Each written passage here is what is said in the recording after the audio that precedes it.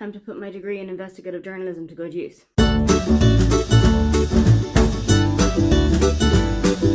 Hi, welcome, come on in. If you haven't met me yet, my name is Aoife, and if Emily Henry asked me to walk through fire, I wouldn't even hesitate to do so.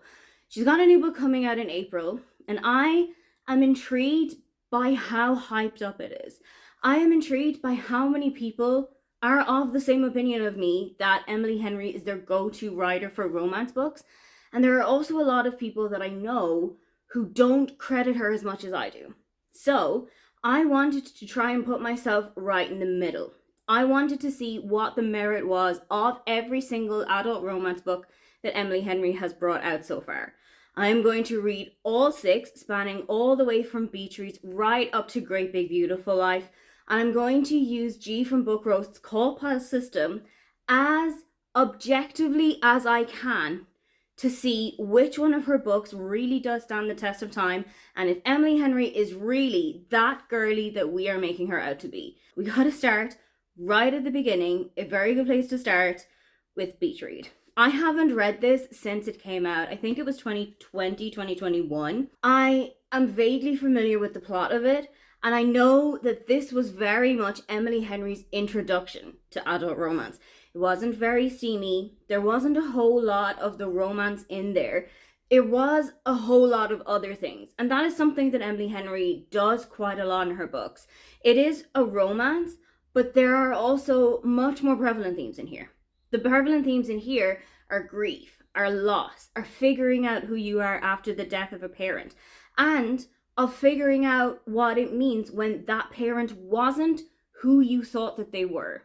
There's a whole lot to unpack here, and we are going to take this step by step, almost chapter by chapter, and we're going to figure out which Emily Henry book is really the best of the bunch, and if Emily Henry is the best romance writer that we have at the moment. Hello, I am halfway through with Beach Read. While I wouldn't necessarily say that I am reading this more critically this time, there are things that I am picking up on this read that I hadn't picked up on the previous read. I'm much more invested this time in the story that January is writing. Last time I kind of just brushed over it as, oh, that sounds kind of interesting. But a story about a traveling circus, a family who is involved in it, every single member of that family has a secret. One of the younger daughters is going to fall in love with somebody who is in the area. One of the acts is there and everyone thinks they're brothers, but they're actually lovers. It sounds like a really interesting concept to me. I feel like we don't have a whole lot of information about what Gus's romantic story is going to be. He's focusing still quite a lot on somebody who had escaped from a cult. And he's focusing quite a lot more on that story than I feel like he is focusing on the romance. Or if he wants to make a romance out of that, I'm very intrigued to see how that's going to come about. I don't think, like I said, I'm necessarily reading this with a more critical eye, but I am trying to give it a little bit more of a thought process than I did the last time that I was reading it. The last time I read it was April or May of 2020, and while the world was kind of on fire, I just wanted something to escape to. Now that the world is a little bit more stable, but slightly less stable 5 years later, I'm actually reading it and I'm actually taking in the story. I am intrigued as to whether my rating is going to improve this time because I'm reading it a little bit more carefully, or if it's going to drop because I'm reading it a little bit more carefully and picking up on things. Last night I finished Beach Read and I actually had a really good time with this one. I feel like I did go into it a little bit deeper than I did the previous time that I was reading it. Mainly because I knew that this time I was going to run it through CAWPILE in a much more in-depth way. That's how I'm going to be figuring out which one is the best Emily Henry book of the lot. I'm going to be using CAWPILE. If this is something that you are not familiar with, it was set up by G from Book Roast, and it is a way to give your books an actual numerical value so that you can actually give it a numerical rating. Rather than just rating it on vibes, you're actually putting it through a system that will tell you how it is that you feel about specific parts of the book. CAWPILE comes from the 7 parts of the book that you are going to give a rating from 1 to 10. Characters, atmosphere, writing, plot, intrigue, logic, and enjoyment. I'm going to give each one of these a total out of 10. And then by the end of it, we're going to have the average score, and that's going to give us a star rating. Here we are with the CAWPILE that I have set up specifically for this Emily Henry little thing. I'm going to go through it line by line. I'm going to give you what I thought about each of the 7 aspects, and then by the end of it, let's see which one actually comes out on top. For characters, I think I'm going to give it a 7. I think that is because I enjoyed most of the characters that were in this book, but I also feel like there were a couple of things that were a little bit off. I feel like January's attitude towards Sonia, the woman on whom her father was cheating on her mother with, was a little bit kind of teenagery at times, in that she felt like she had to avoid her at book club. She felt like she had to avoid her in grocery stores. It made sense to me, but it also felt a little bit juvenile at times. You kind of just have to move on with things. I also felt like while Pete was a really nice person to get to know, and I really enjoyed her contribution to the book and to January and Gus's relationship, she was a little bit kind of immature at times. Getting Gus and January together by telling them both, oh, come to my book club tonight, we'll probably be talking about your book. It just felt a little bit kind of juvenile, and I just needed that to be a little bit different. Atmosphere, I'm going to give an 8. It definitely felt like I was in a small beach town in Michigan. When they were going out into the forest, it definitely felt like they were out camping in a forest area. When they were looking at the remains of a cult in the area that was set up in, it definitely felt like they were in this dark and unsettling environment. I could hear them walking around the fairground when they were walking around it. I could hear the kind of heartbeat going faster and faster as they were looking at Ferris wheels. I felt like I was where they were explaining me to be. The writing, I think I'm going to give another 7. It can definitely tell that it was her debut adult novel. There were a little bit of moments that I thought it didn't flow very well. There were a couple of things that I thought could have been done a little bit better. There were a couple of things that I just thought could have been written out a little bit easier. Overall, it was written really well and I had a really great time with it. Just a couple of things that were out of balance. For the plot, I'm going to go with another 8. I really enjoyed the plot of this one. I think everything worked out in the way that it was supposed to work out. I had a really good time with this one. I think it was a really interesting one, but there were a couple of things that didn't really work for me. And I feel like we should have had a little bit more of an influence on what Gus's romance book was. There was nothing that was being told about that, but we were learning so much about the book that January was written outside of her comfort zone. I just felt like there was a little bit that we could have explored in there about seeing Gus coming to terms with having to write a romance book and how he was planning to plot all of that out, and the situations that he was putting his characters in, and what he was learning from having gone on all of these dates and putting it into his craft. We didn't really see any of that, and I really wish that we had. Intrigue is getting a 7. Okay, it's not a true 7 because I did read it before. There were a couple of things that I had forgotten. There were a couple of things that were new to me. And I feel like if I had read it for the first time, it probably would have been around a 7 anyway. I feel like there was never a really big stakes or high moment in this book. I feel like everything was sorted out fairly quickly. Overall, it was a really great book, but I never really felt like I was expecting something bigger to happen. I never really felt like, oh, I don't know what's happening here. It's a romance. You know what's going to happen towards the end. You know there's going to be a third act breakup. You know they're going to get back together afterwards. Logic, I think, is getting another 8. A lot of the characters happened to act in ways that I had expected it to. A lot of things happened to come about in ways that I had expected them to come about in. Everything just kind of flowed into place in ways that I knew it would flow into place as. Overall, the logic of it worked out really well. Finally, for my overall enjoyment of the book, I am once again giving it an 8. I had a really great time with this one.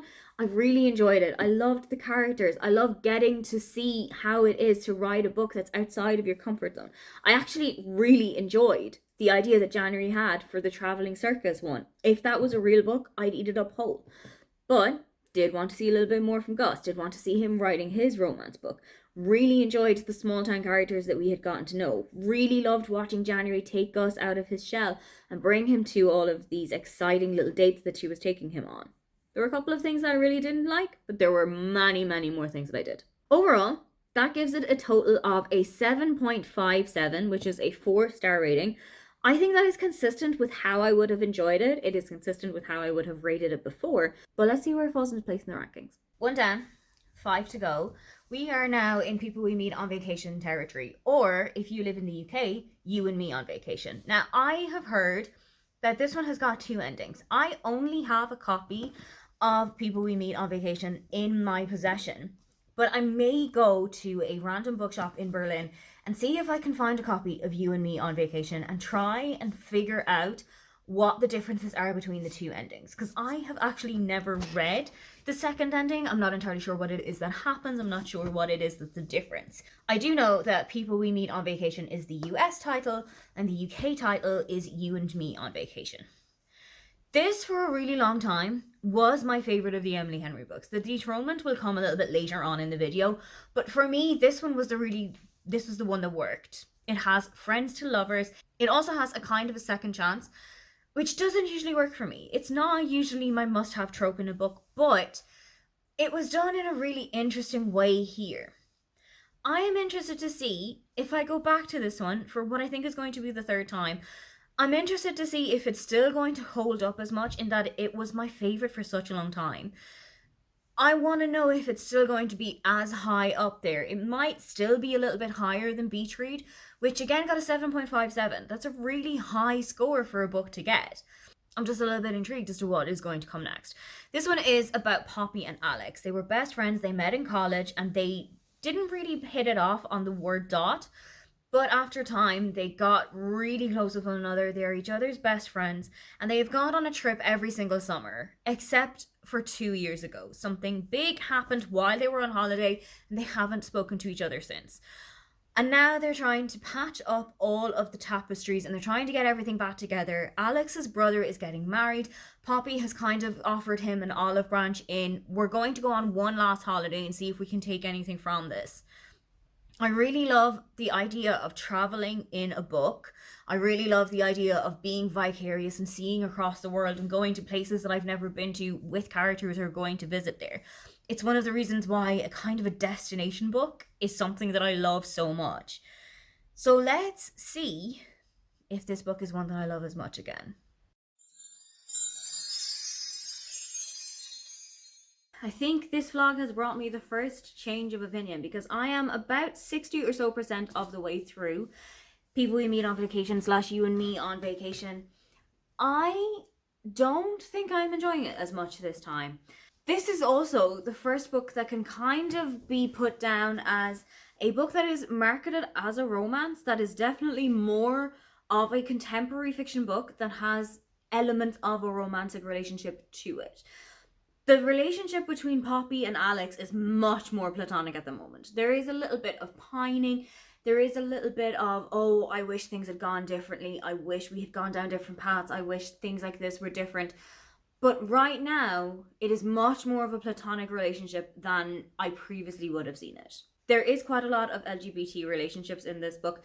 Alex's younger brother is getting married to a man. One of Poppy's co-workers wants to beat her out for a trip to Santorini with him and his partner. I enjoy that aspect of it. It didn't feel like it was being shoehorned in. It didn't feel like it was just being put in for representation's sake. It actually felt like it was just realistic. There are a couple of things in here that I am picking up on that I don't particularly love this time. The story with the air conditioning is being done to death a little bit. In the Airbnb that Poppy and Alex are staying in while they're in Palm Springs, there is a malfunction with the air conditioning where it is set at 81 degrees and it will not budge, or it'll go up to like 85, or it'll go down to 78, and then that's it. And they've been trying to get in touch with the owner of the Airbnb. They've been trying to get a little bit of money back. They've been trying to figure out what they can do about it. I know Airbnb landlords can be what Airbnb landlords are, but I just feel like this is made too much of a big deal about, and there would have been a lot more easy things that you can do here. Overall, I don't think I'm enjoying this much as I did previously. I know that this one is going to slip in its rating. It might go down to maybe a 3.5 star. I don't know. I am obviously going to keep going with it because I'm not hating it. I don't hate my time here. I just know that it's not the book that I had picked up previously. Here we are. We are at the end of People We Meet on Vacation / You and Me on Vacation. And this one, the opinion has definitely changed. I enjoyed it, but I don't quite understand how this was my favorite for such a long time. There are a couple of things that I'm definitely picking out of it. So I did find a copy of You and Me on Vacation rather than a copy of People We Meet. And there are a couple of subtle differences. One of the big differences that I picked up on is that when Poppy finds out that she could be pregnant and she has her pregnancy scare, Alex, in People We Meet on Vacation, gets a vasectomy or looks into getting a vasectomy. This isn't mentioned at all in You and Me on Vacation. And I think that that kind of disconnect is a little bit strange. The endings and how the endings change, I'm not entirely sure about. I'm going to need to go back to my copy of People We Meet on Vacation and try and pick up where it is that the change happened, what it was that the change is, and whether or not I feel like it flowed in a different way. Overall, had a couple of bugbears with it, had a couple of things that I would pick out about it. It's no longer a favorite. I will just say it like that. So let's go through the scientific route and let's go through CAWPILE. Starting with the characters, and I think this one is definitely dropping to either a 6 or a 7. I cannot decide between the two. So I think we're going to meet in the middle and we're going to go for a 6.5. I enjoyed the characters.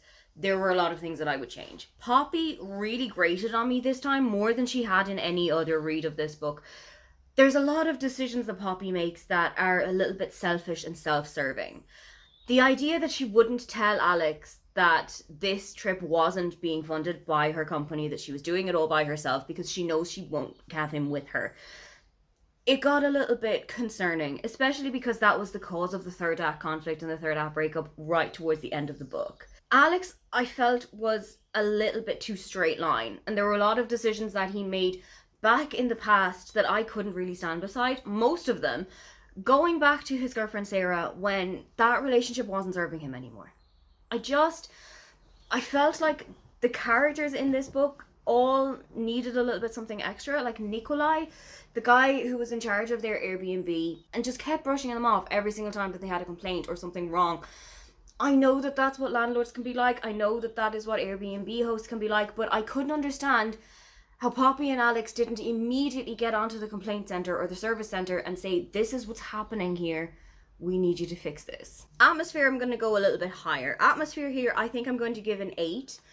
I definitely felt like, especially when we were talking about the malfunctioning air conditioning, I definitely feel like I was sitting right in that kind of swampy feeling of being in a room that's 90 degrees Fahrenheit, about 32 or so degrees Celsius, and just sweat pumping off of you, feeling super uncomfortable. And I feel like that was written in a way that made me feel like I was sitting in the room with them. There's a lot as well of going across the world and being in different areas of the world, like Thailand, like Croatia, like they wanted to go to Norway and Scandinavia. That never happened. But I feel like when we were talking about different places across the world, it often felt like you were right there with them. And I feel like when you're reading a book about travel and you're sitting on your own couch, it does need to be that level of immersive. Writing, I think, is going to get another low level. Emily Henry books are famously one POV, and there are times that I really wish I had heard from Alex. There were times that I really wanted to know what was going on inside of his head. I really wish that we had seen a little bit more from him. Other aspects of the writing were okay. There wasn't really anything that I felt that was really standing out to me as this is a really well written book. So I think this one is going to drop to a 6 again. Plot, I think I'm going to hit that one with a 7 as well. The plot was a really good idea, but at times it started to get a little bit repetitive. There started to be a couple of things of, oh, so they're going to fall out again on this holiday. Oh, okay, so Poppy's going to go through this entire holiday having all of these feelings for Alex and not saying anything about it. Oh, okay, the broken air conditioning again. It just felt a little bit like the same topics were coming up again and again. I also really would have liked to see a little bit more from David and Tam's wedding. I really would have liked to see what kind of pre-celebrations that they had for that, what kind of things were happening at the wedding party. The ceremony itself was just condensed into like maybe 3 or 4 pages.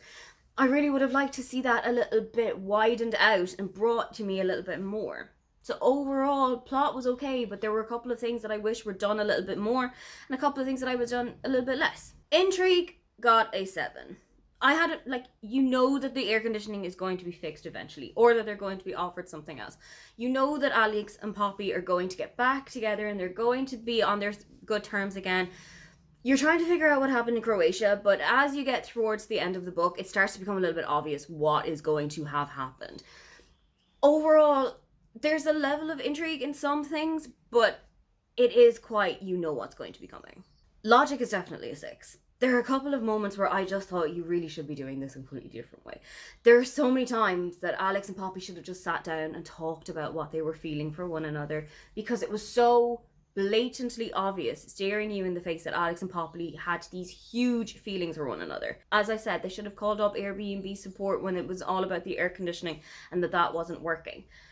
There were so many moments that I just thought, you should do this in a different way. I know if they had done it in that way, we wouldn't have had a book to read. But there are just a couple of things that I just wanted to bang their heads together and say, this is the stuff that you need to do. Then we come to the big one. Enjoyment is definitely down from Beach Read. Enjoyment is definitely down from previous reads of this book. And because I wasn't using CAWPILE back in 2021, I can't give you an accurate what I would have given it for an enjoyment back then.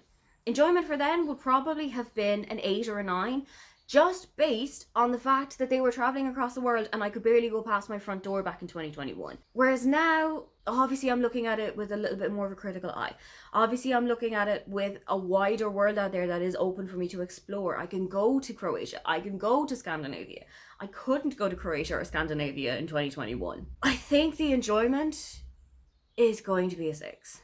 CAWPILE's final score is a 6.64, and that gives me a 3 or a 3.5 star rating, depending on how you want to look at it.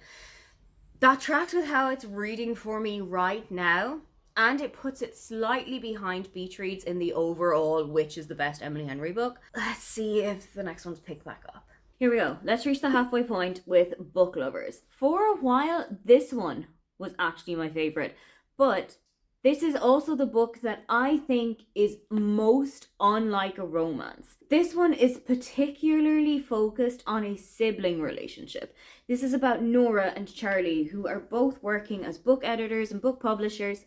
Nora is taking a holiday with her heavily pregnant sister Libby, and they are in a small little village that is kind of reminiscent of a series that they've really loved. Charlie happens to be from that small town, and Nora and Charlie keep bumping into one another. They've always bashed heads whenever they've met each other. Nora presented a book to Charlie that she really wanted him to take over as the editor and as the publisher, and he turned her down immediately. Turns out that this book was a bestseller. I don't remember a whole lot else about this book, except for the fact that firstborn daughter, thy name is Nora Stevens. This woman is the epitome of a firstborn daughter. She is so concerned about Libby's welfare. She's so concerned about everything that's going on with her. I think for quite a lot of this book, Nora is really concerned about her sister's relationship. Libby's been married to the same man since she was in her 20s. She has 2 kids, there's another one coming, and Nora is particularly concerned that Libby's spending so much time on her phone, that she seems to be avoidant. She doesn't really talk about any questions that Nora has for her. Nora gave me huge firstborn daughter vibes, and as a firstborn daughter myself, and also the firstborn of a firstborn daughter, this book really spoke to me. This one was one that I associated with for such a long time, particularly because of Nora's love of books, but also particularly because Nora is just the epitome of a firstborn daughter. I am hoping that this one is going to hold up for me. This is the one that I am the most hopeful about, because it's one that I have said that I feel it so strongly within my soul and within my being, that I just hope that it's going to be like holding up a mirror to myself and hopefully not seeing too many of the flaws. I wanted to update around the halfway point. I'm actually 70% of the way through with Book Lovers, and this is hitting me right in the middle of the chest. This is eldest daughter personified. That's what Nora Stevens is. Nora is just eldest daughter energy radiating out of her like sun rays. There's so much in here that I want to just take her by a hand. I want to hug her. I want to tell her that everything is going to be fine, even if it's not planned out, even if it doesn't feel like it's going to be okay. She's so concerned for her sister's relationship that I think she's putting too much pressure on herself. I think there's a point coming where something very minor is going to happen and Nora is going to absolutely blow it up to massive proportions. There is a whole question of what's going on with Libby. There is the whole question of that. I'm starting to think I remember what it was that's going on with Libby and why it is that she hasn't told Nora what's going on yet. But we are definitely being led down a garden path to think it's this particular situation. It's really well written, it's really well done. There are points of it that, yes, you do think like Nora is starting to think, but when you get to the end and when you get to the big reveal, it kind of makes sense. I know to my bones that this, however, is not a romance. This is much more a story of two sisters who lived in abject poverty after the death of their mother, who were barely able to afford food, clothing, and shelter, and who are now working in pretty high up jobs. Nora is a really successful literary agent. Most of the books that she's ever touched have turned to gold. She has gotten, I think she said when she started to work as an agent, she had a numerical goal in mind, and if she didn't reach that within 3 years, she was going to look for something else. And she managed to reach that within 8 months. So she's good at what she does. She's financially viable right now. There are just things that I think Nora needs to chill out.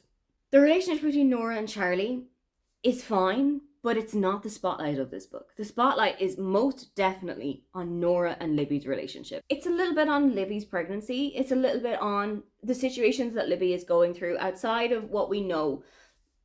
It's a little bit of, I just want to spend time with my sister. I just want to have a break from the kids.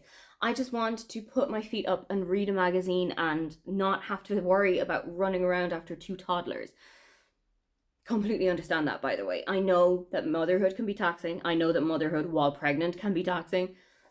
And I know that when you deserve a break, you need to take it. I think this is standing up to how I had read it in 2022. This is most definitely as enjoyable, if not potentially more so, than when I read it back then. Here we are. We're at the end of Book Lovers. This one hit me right in the middle of the heart, just like a freight train passing through. It genuinely was like a love letter to first daughters. It was like an ode to the first daughter. Genuinely hard hitting me. And I think that that is because I, as an also oldest daughter, I just recognized so much of myself in Nora. I recognized so much of the people pleasingness, of the need to have control, of the need to fix everyone else's problems, all while your world starts to crumble. It's definitely one of the most impactful Emily Henry books for me. It's one I was a little bit worried about going back to, but it is one that I think is going to stick with me longer than the rest of them. At the start of the day, I did get so far into it, and I did have the update at 70% rather than at 50%. So quite a lot of what I would have been discussing at this point has already been discussed. There are some really good moments of it towards that final 30% though. There is a really good point where Nora and Libby have a conversation that they really needed to have, where Libby reminds her sister that she's not 7 years old anymore, that she's a fully grown woman with a house, that she has 2 kids, that she has a husband, that she has a life outside of being Nora's sister. It's one of my favorite Emory Henry books. I know it's not everybody's favorite, and I also know that this is not the straight up romance with a little bit of a side twist. This one is a contemporary women's fiction book with a side helping of romance. If you imagine it as like a meal, the contemporary fiction part is the main dish, and the romance is just like your rice or your salad or your fries or whatever it is that you're having on the side. And it adds to it and it complements it, but it's not the dominant thing in this book. The mismarketing is not on Emily Henry. At least I don't think it's on Emily Henry. I think most of it is to do with the publishers themselves giving it that push as a romance book. And I know that as I go deeper in, they're going to start becoming less and less of a romance and more of a contemporary fiction book. We're going to run it through CAWPILE. I'm going to see what it comes out as. But I think that this one is going to be pretty high. For characters, I am giving it an 8. All of the characters in here really hit me. I feel like all of the characters did exactly what they were supposed to do. The situations between Nora and Libby, how they had gotten through everything, the impact of their mother's passing on them, the life that they had to leave, the things that they had to mess around with and change up, and the situations that they were in. It all made sense along with their characters. I do really enjoy Nora and Charlie. I thought that they had a really great relationship. I thought it was written really well. I thought that they had really great chemistry in the points that we see them in that relationship. Overall, I thought it was a really good idea. Atmosphere, I'm giving a 7 because I didn't really picture myself in that small little town. And I know that they're in Sunshine Falls for the reason that Libby was buying a house there. I know that they're in Sunshine Falls because it reminded them of the setting of one of their favorite books. But that setting wasn't sold to me as much as it would have been in other books that I have read. So that one is dropped a point from the other one so far. Writing, I'm going to give a 7 because, as I said, this one hit me so hard. And it was written so specifically to target oldest daughters. And it was written so specifically to hit a nerve with us. I feel like it did do that. I feel like the writing was done really well. It flowed quite well. Everything made sense. Everything kind of worked together. As with previous Emily Henry books, I really would have loved to see something from Charlie's point of view. I do think that that is just a part of it that's missing. Maybe somewhere down the line she is thinking of writing a dual narrative book, but as of now I know that every single book that she's had so far has just been one narrative so far. I really would have liked to see some parts of Charlie's life, of him growing up, of his life in New York, of the things that were happening to him while he was in Sunshine Falls. It's the one bugbear that I have with a lot of Emily Henry books. Plot is an 8. Everything worked the way that it was supposed to work. Everything fell into place when it was supposed to fall into place. And it felt like two sisters catching up with one another who haven't seen each other for so long. It felt to me like an oldest daughter who was being confronted with her oldest daughterness. It felt to me like a woman who's watching her life fall apart, desperately trying to bring everything back together, desperately bringing onto anything that she can cling on to. I think it was written so much better than We Meet on Vacation or Beach Reads was, and it definitely needs to get a higher score. Intrigue, I'm probably going to give another 7. As you are getting through the book, you do start to question what it is that is going on between Libby and her husband, why it is that they're not in contact with each other so much, how it is that she's so okay with being in the Sunshine Falls area for an entire month, being away from her family and children for such a long time, having a number for a divorce attorney, and that's in her most recently contacted list. There are a couple of questions that come up, but in the back of people's minds, I think you're always certain that this isn't the reason for it. I think you're always I don't think that it's option A. I think there's a hidden meaning to this. Logic, I have to give a 6. Because there were so many moments here, mainly because of Nora, that it's just the firstborn daughter's mind going into haywire. Like when Libby is sent into hospital because she has anemia, because she has passed out. She's had anemia in previous pregnancies, so this isn't a huge issue for her. But Nora, having never seen that before, is convinced that she needs to go out and buy a coffin for her sister, is convinced that she's having a pulmonary embolism, has to call up Brendan and tell him that his wife is dead. I think there was moments that Nora needed to take a step back and think again. And that never really happened. If that had happened, the logic would have probably gone up. Maybe, if not a half point, definitely a point. Overall enjoyment is an 8. This one really did hit me, as I said, hit me so much more than Breach Reads or People We Meet on Vacation. It's one of my favorite Emily Henry books for good reason. I think it's the one that will stand out the most of the books that I'm going to read through. I think any eldest daughter who's going to read this book is really going to take something from it. That has resulted in a 7.29, putting it just slightly behind Beach Reads, which I wasn't particularly expecting, but it does equal its 4-star rating. On to book 4 of this experiment with Happy Place. This is the one that shouldn't work for me. And in a couple of ways, it actually doesn't. This one is a second chance romance, which has never been a trope that's particularly worked for me. But it's a kind of a weird take on a second chance romance because Harriet and Wynne have been engaged. They've been together for about 8 years. They separated about 6 months prior to the beginning of this book. Their friends have no idea that that has happened. Now they're all together at one of their friends' dad's cabin. their friend's dad is going to be selling the cabin, so this is the last time that their group of 6 is going to be able to get back together. But it's also in the lead up to that specific friend's wedding at the end of this week. From what I remember of my reading of this book, I didn't particularly like Sabrina. She is the character whose dad owns the cabin, and I always found her to be completely type A, controlling, pushy, my way or the highway. That's not the kind of character that I enjoy reading, and I think there is a reveal about Sabrina's actions later on at the end of this book that I was ready to throw my book across the room. I know as well that Happy Place gets a lot of criticism because of the change of career that Harriet goes through throughout this book.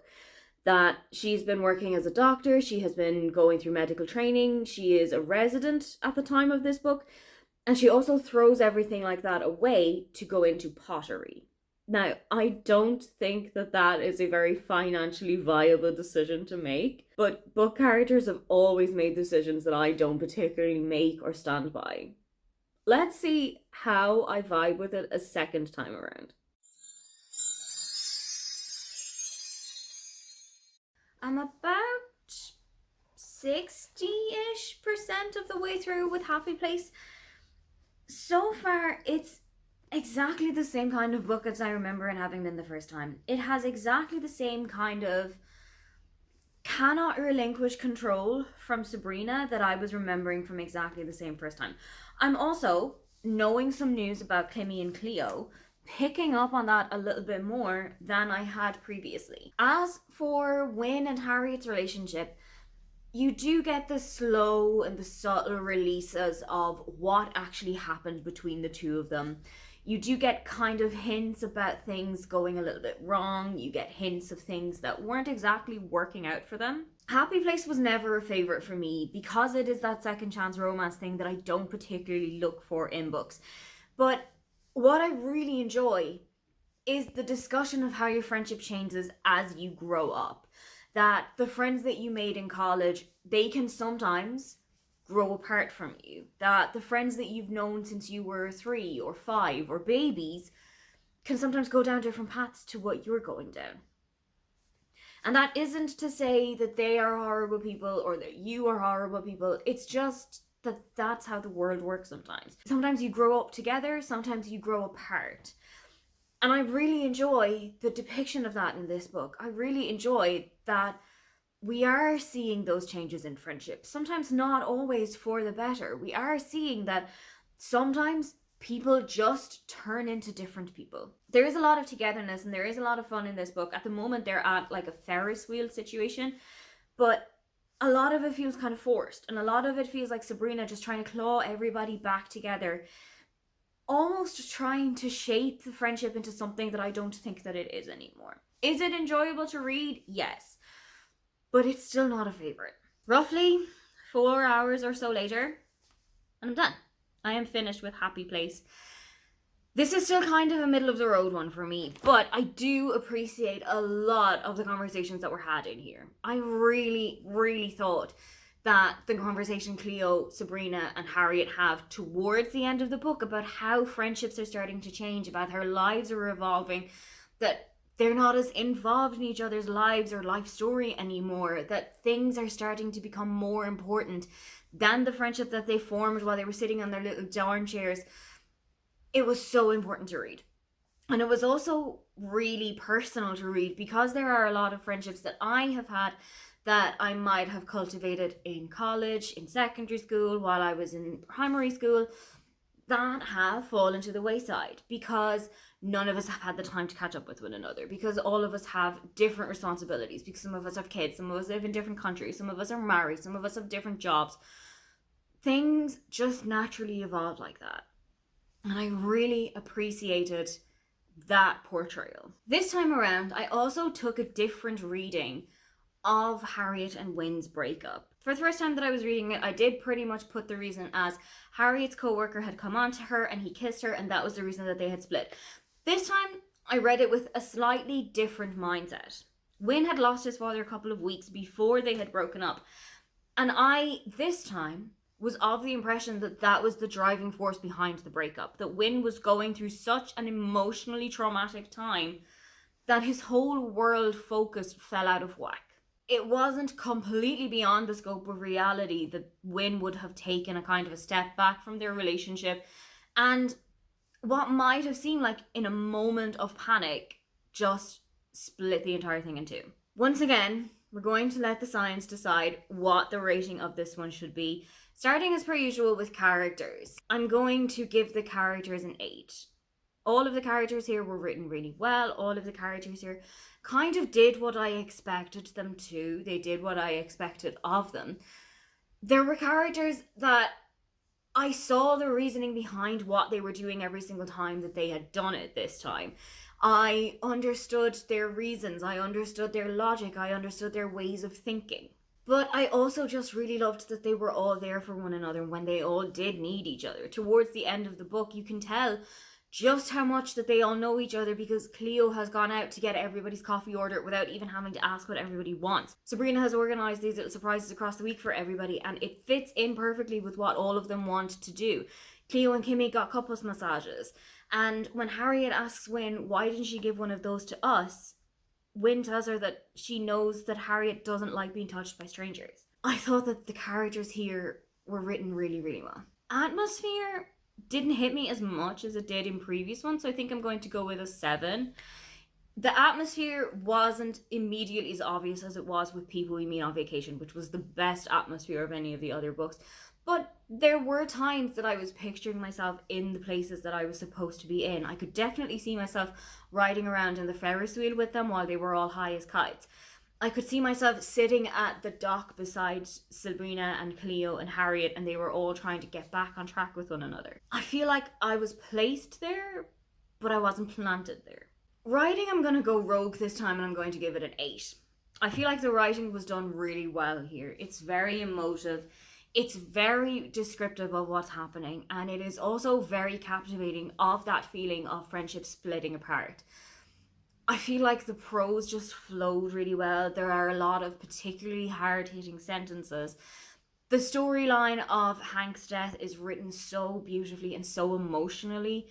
The breakdown of their friendship and everybody trying to claw it back all together is written really well. I think this is one of the stronger written books. Plot, I'm also going to go for an 8. Everything flowed very well. Everything was continuous.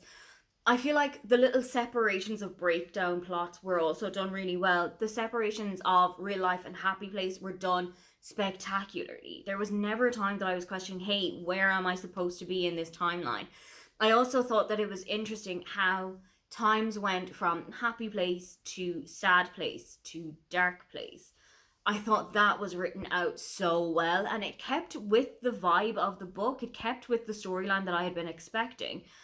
All of it well done really well. Intrigue is going to get a 7. There are some things that are revealed towards the end of the book that I pretty much did see coming. Even without knowing it from having read the book previously, I did know that there were little signs that you should pick up on that, oh, this character is pregnant. There are little signs that you should pick up on that, oh, it's not actually this reason that they separated, it's this reason. There are little hints and little things that you should pick up on now and then. Some of them are quite subtle, but I would still say that they were there. Logic has to get a 7.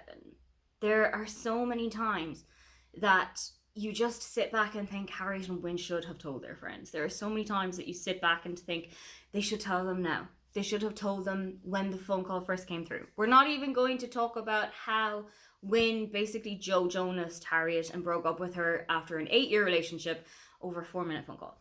There are a lot of times that they should have just brought it up. There are a lot of times that other characters should have brought up things that they were feeling and thinking about. And that's quite a big logic driver for me. Are you talking about the things that you need to be talking about in the moment that you're talking them? Or are you doing them in the moment that you should be doing them? Or are you putting it off because it doesn't make sense to do it now? Even if it really does. Overall enjoyment, I think, is going to be a 7. That's mainly because there are some parts of this book where I just thought there were little things that could have been tidied up a little bit better, that there were things that didn't happen when they really should have. I really, however, did enjoy the friendship between the 3 people here. I really did enjoy watching the kind of birth of their friendship, going through its changes, going to what it is now, how they've evolved in life as friends, separately. I really love that kind of story. But I also really appreciated the storyline of how friendships had changed over time. It's something that I've noticed myself, so obviously it's something that if you read it in a book, it's going to feel a lot more personal and it's going to feel like something that you can associate with. And that really did drive the enjoyment up a lot more. That brings the total up to a 7.43, giving it a 4-star rating and putting it in second place in the rankings. That is not something that I expected because, as I said, a second chance romance doesn't necessarily work for me. But coming up next, we have really got the hard hitter. Now that Easter break is underway, time to start with funny story. I actually started this last night on the train and I am about 50 or so pages in, but I'm going to give you the little synopsis before we get any further. Daphne's former partner is Peter and Miles' former partner is Petra. Peter and Petra were best friends when they were growing up. They've kind of lost touch recently, but they've kind of gotten back in touch at Peter's bachelor party or his stag party. And this is when Petra decides to tell him that she's always had feelings for him. Peter and Petra kind of throw caution to the wind and get together, which means that now Miles and Daphne are kind of left on the side. Miles is also left with a full room in the apartment that he needs to put together. And Daphne is left very much to the side because she moved to Waning Bay for Peter. This is one of the Emily Henry stories that I really associated with because I had felt a very similar situation.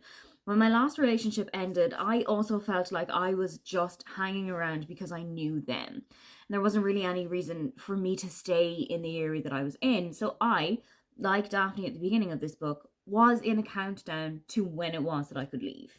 I really like Miles in this book. He has always given me such huge Nick Miller from New Girls vibe. And the moment that we meet him first in this book, he's sitting in his room listening to and blasting at the top of his lungs All by Myself from the Bridget Jones Diary movie. And if there's nothing in this world that is more Nick Miller coded, then it's this. I'm hopeful that this one is going to stand up. This is the best Emily Henry book, in my humble opinion. This one is the tip of the top. So let's see if it stays there.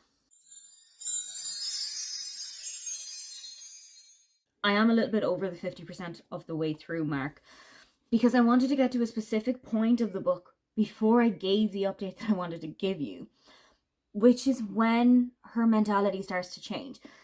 At the beginning of every chapter, Daphne checks in with 75 days until I can leave. Over time, that slowly becomes 60 days until I can leave.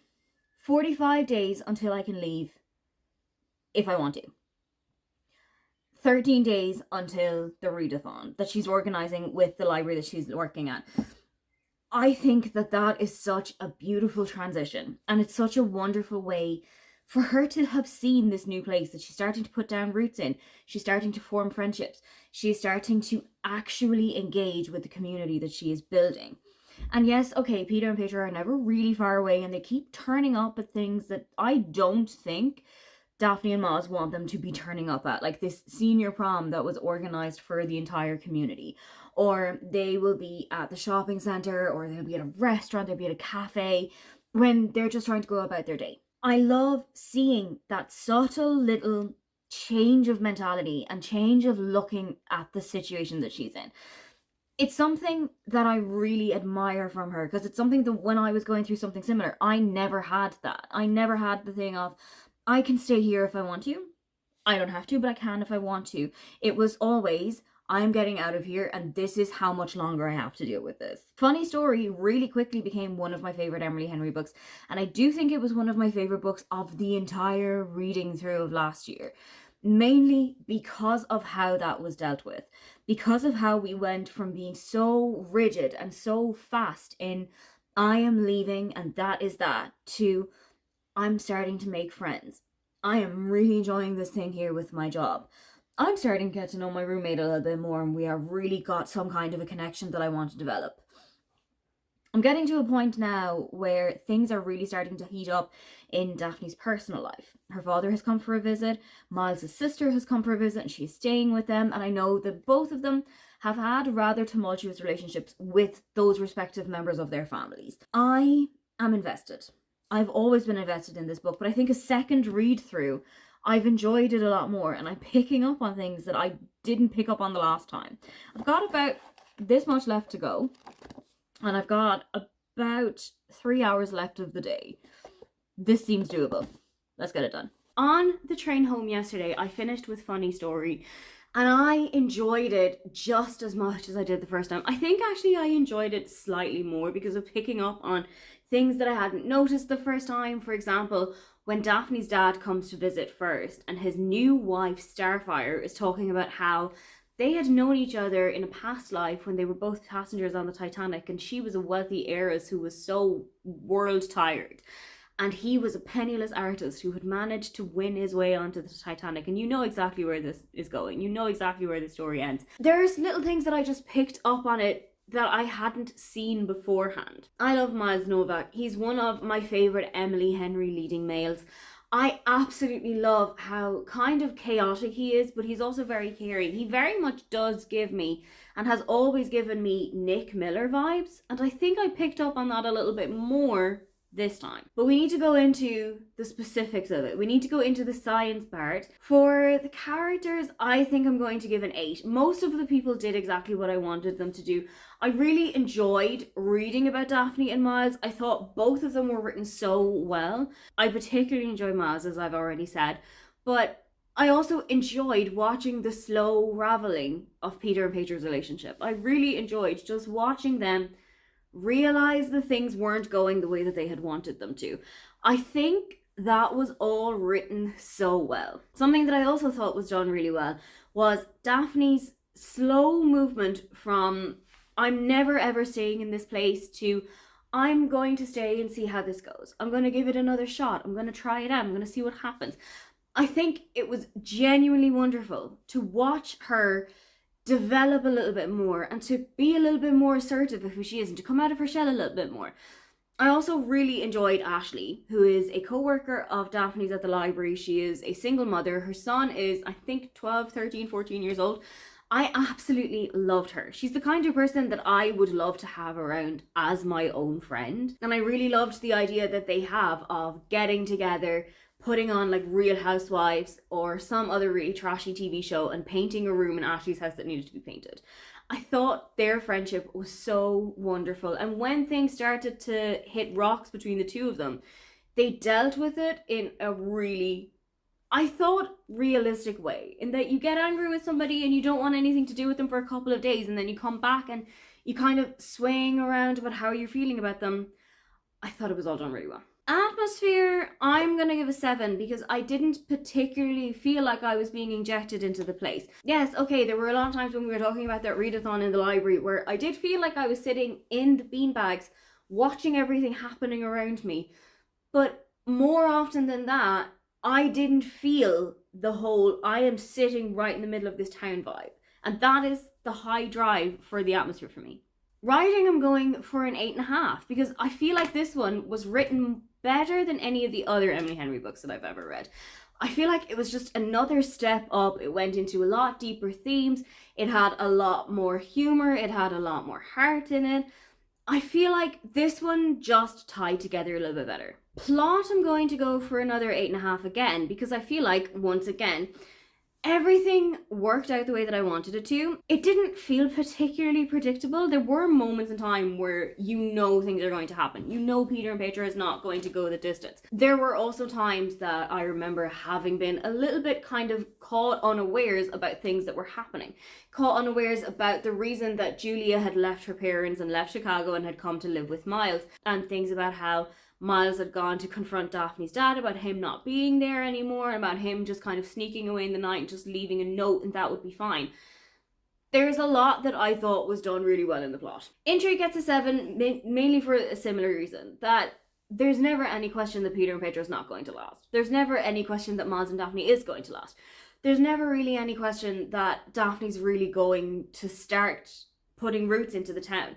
I think the only time that you ever really do think that is when Daphne applies for a job in a library in Ocean City, which is nearer to where her mother works. And you start to think that, oh, maybe she is going to go back and live with her mother. Maybe she is going to go back to an atmosphere that's more her style, that's more her speed, that's something that she's more familiar with. But I'm really glad that she toughed it out, and I'm really glad that she did stay. Logic is a tricky one. I think logic I'm going to have to go for maybe like a 6 or a 7, and I can't decide between the two, so I'm going 6.5. I think most people acted the way that I had expected them to. but there were a couple of decisions that I really didn't understand. Like Daphne had ghosted Ashley on her birthday when Daphne was the one who made such a big moment about how Daphne should do something with Ashley for Ashley's birthday. I thought that didn't really make any sense, and it didn't add up to who Daphne was as a person. And yes, I know she was going through a lot of things, and yes, I know her dad was here, and I know that all of that was happening, but that didn't align with the Daphne that I had met in the book previously. Finally, overall enjoyment. This is my favourite Emily Henry book, and it's going to remain my favourite Emily Henry book unless we get a really big wild card, but this one is coming in at a 9. This is one of the best Emily Henry books that I have ever read. It's one of my favourite. I'm going to lean it a little bit more towards the contemporary fiction, but it is one of my favourite contemporary fiction books. So I'm going to give it a 9. That finishes out at a 7.79, which is a 4-star rating, and is the highest rating of the book so far.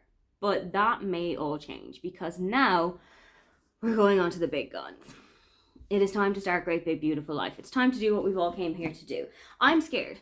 I am worried as hell about starting this book, because I know there are so many people who haven't enjoyed it. And I know that there's a lot of people who say that this isn't your typical Emily Henry book. Now, I know that a lot of the books that I've read over the last couple of weeks have been a contemporary slice of life book that just happens to have a romantic subplot running through it. But this one is particularly not as heavy on the romance. This is one that I like to say is, if The Hating Game and The 7 Husbands of Evelyn Hugo got drunk, had a baby, this is the book.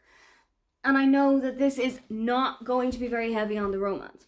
I am intrigued, I am worried, but I am going in.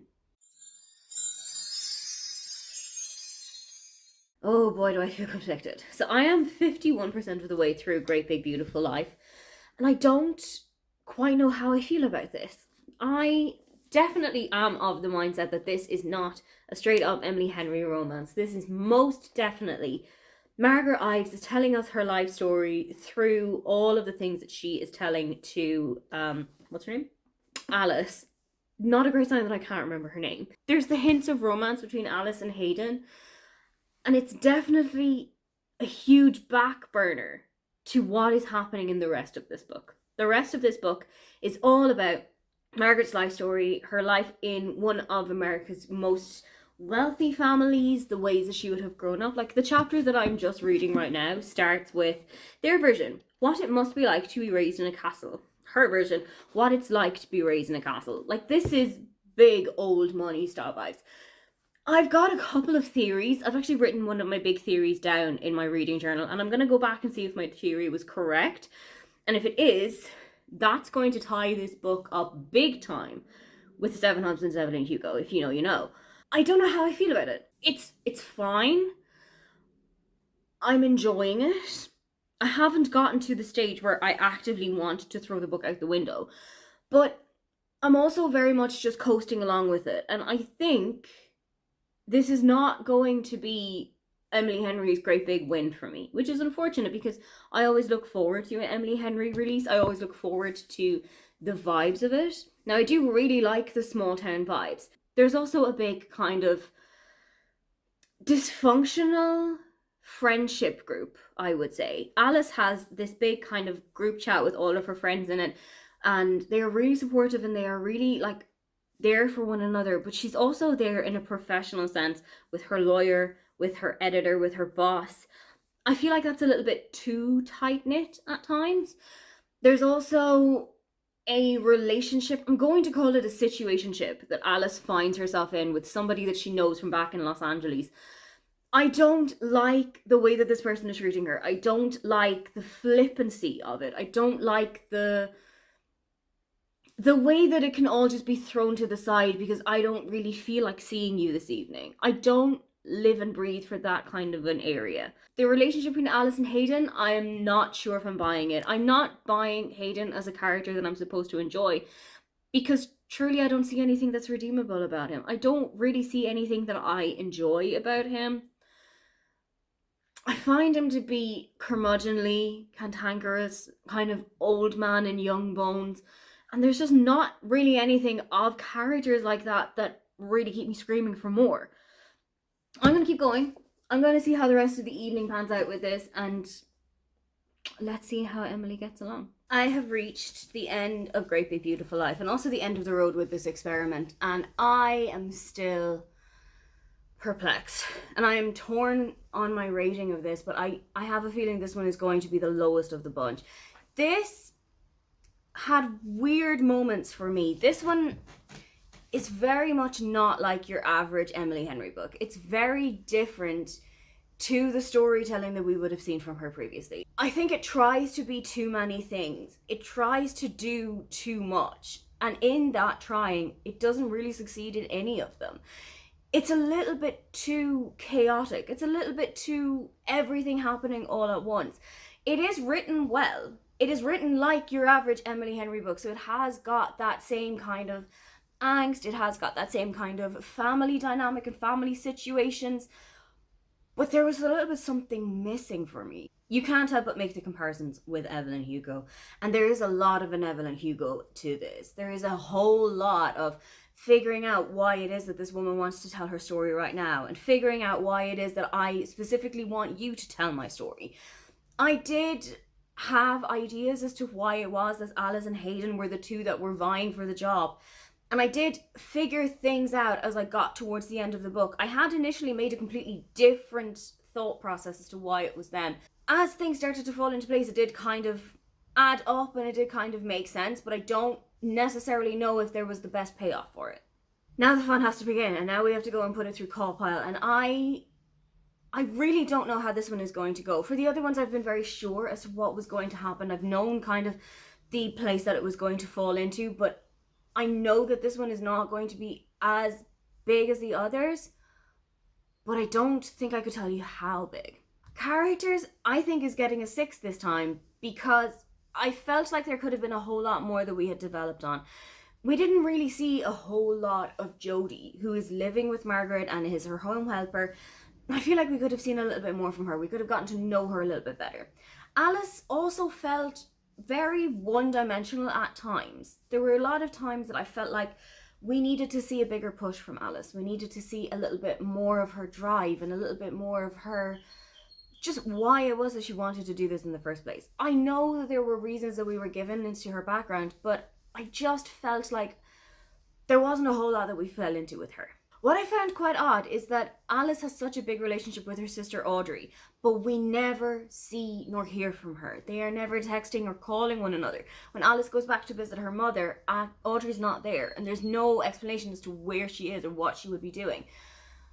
I felt like, for somebody who claims to have such a close relationship with her sister, we didn't see that. We didn't explore that, and I really wanted to see that. Atmosphere is a little bit higher, but it's still not super high, so I think it's going to be a 7 because I did feel like I was in the sticky heat of an island off the coast of Georgia. I did feel like I was walking around with all of the town people trying to figure out the story as to why I was here. When Alice went back to visit her mother, I was in the house with them and I was looking around Alice's really weirdly decorated old bedroom with that neon pink and neon grey kind of highlighter colour bedspread that was on the bed that you flipped over and it had more of a muted kind of lavender floral thing. That really felt like I was there, but it also could have been done a little bit better. Writing is sadly a 6. Taking apart the fact that I always want to see a dual POV from Emily Henry, this one was too chaotic. When we were spending time with Alice and Hayden, it took too much away from Margaret's story. When we were spending too much time with Margaret, it took a lot away from Alice and Hayden's love story. And I just feel like there was too much happening at once. It should have concentrated more on Alice and Hayden, or it should have concentrated more on Margaret's backstory. But the mesh of those two stories didn't work for me. I felt like I was getting involved in this one and then I was being yanked right out of it so that we could go and spend time with Margaret. I felt like I was seeing what was happening in Margaret's life and I was getting invested in her backstory, and then I was being pulled straight to the side so that we could spend more time developing Alice and Hayden's relationship. And I needed to be more grounded and I needed to be more anchored in one of them than I think I was. Plot is getting a 6. I've read Evelyn Hugo. It's one of my favourite books. I've read it maybe 2 or 3 times by now, and it didn't really give me anything new from that. It really didn't to stray away from it a little bit too far. It really did just kind of stick to that. As for the love story, I don't think Emily Henry has ever written a grumpy sunshine before. It was fine, but I feel like there was a lot of insta love here where I really wanted to see Alice and Hayden actually be work rivals here. I really wanted to see them kind of go at loggerheads a little bit, kind of just fight out for the job a little bit more than what they were actually doing. It just didn't work for me.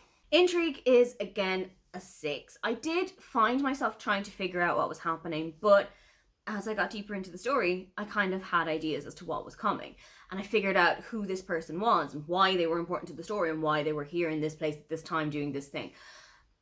There's a lot that I just kind of had figured out by the time that we were already halfway to getting there. And when you're talking about an intrigue, if you've already figured it out, you're kind of just along for the ride rather than, oh, I wonder what this means. Oh, I wonder why this is being mentioned right now. Is this important? It just took away a little bit of the intrigue for me. Logic is, again, quite low. It's a 6 because I don't understand a lot of the reasons that some things were done. I don't understand why we were being told that Alice and Audrey had a really close relationship and that they were good friends and they were good sisters, but we never see them interacting with one another. I don't understand why Alice was tolerating this guy Theo that she was in a situationship with for so long and getting so worked up about getting to see him because he might be in the area for an evening. And it was instantly obvious that Theo was going to push her off. It was instantly obvious that he wasn't going to come down to the area. I just wanted better for the logic in this story. I wanted things to make more sense. And they never kind of did. Sadly, the overall enjoyment is a 6. I felt like at times when I had put it down, I wasn't always rushing to pick it back up. And that's never happened with an Emily Henry book before. I've never actively not decided to read a book. I did enjoy some of the story, and I did get really invested in Margaret's backstory and life story. That's a book I would read. But like I said, we were getting invested in it and I was getting involved, and then I was being taken away from it and doing something different. I needed to stay grounded in one place for me to enjoy it a little bit more, I think. I needed to have a little bit more of that for this to have worked out for me properly. That gives Great Beautiful Life a total score of 6.14, and it does give it a 3.5-star rating. So, with all 6 of Emily Henry's contemporary fiction, contemporary romance, women's fiction, shit lit, whatever you want to call it, with all 6 of them read, we have got a final ranking. In at 6th place with 6.14 points is Great Big Beautiful Life, which is surprising, but also not quite surprising. Given the direction that it had gone in, given how different it was to the previous Emily Henry books, I'm not so surprised that it's a little bit dipped. The first big surprise, however, is that in at number 5, dropping a huge portion from when it would have been, with 6.64 points, is People We Meet on Vacation or You and Me on Vacation. This is one that I think has changed so much because the world has changed so much. Because back in 2021, I wasn't able to go anything further than my front door. So now that the world has opened back up for me, it has kind of coloured it a little bit. Surprisingly, in at 4th place with 7.29 points is Book Lovers, which is one that I thought would be a lot higher. Book Lovers isn't necessarily a big romance book, but it does have that really big familial love. It does have a great sister relationship. And that is something that I actively search for in books because I don't have a sister myself. I like to live vicariously through books for that. So that kind of coming middle of the pile is a little bit surprising for me. Also surprising is that first onto the podium in 3rd place with 7.43 is Happy Place. Second chance romances do not work for me. So it must have been that there was this big found family trying to rediscover your friendship vibes that got me over the line here.